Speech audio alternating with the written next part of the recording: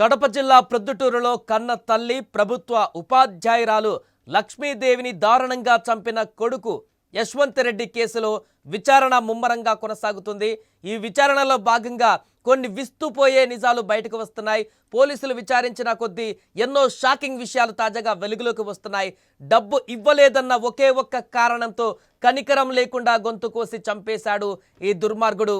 తన హత్యకు తానే కారణమైన ఆ కొడుకు ఏమాత్రం పశ్చాత్తాపం చెందలేదు.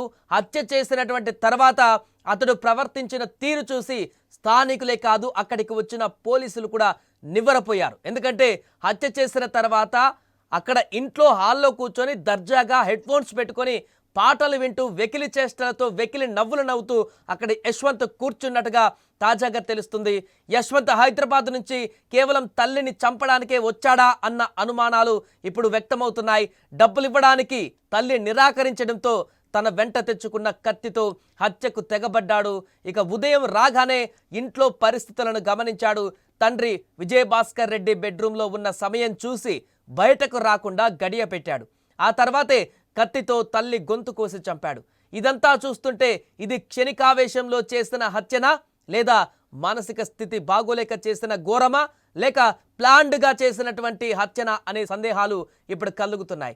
కారణం ఏదైనా తల్లిని చంపిన తర్వాత యశ్వంత్ ప్రవర్తించినటువంటి తీరు ఇప్పుడు అందరికీ ఆశ్చర్యాన్ని కలిగిస్తోంది. తల్లిని దారుణంగా హత్య చేసిన తర్వాత మృతదేహాన్ని ఈడ్చుకు వెళ్ళి కాంపౌండ్లో పడేసినటువంటి యశ్వంత్ లోపలికి వచ్చి తాళం వేసుకున్నాడు. ఆ సమయంలో అతడు హెడ్ ఫోన్స్ పెట్టుకొని పాటలు వినడమే కాదు, తన సెల్ ఫోన్లో వీడియో గేమ్స్ కూడా ఆడుతూ కనిపించాడు.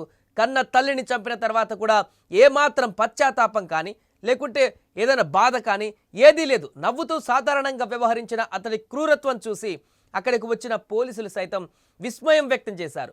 మానసిక స్థితి సరిగా లేకపోవడం కూడా దీనికి ఒక కారణమై ఉండవచ్చు అనేటువంటి కోణంలో కూడా పోలీసులు విచారణ చేస్తున్నారు.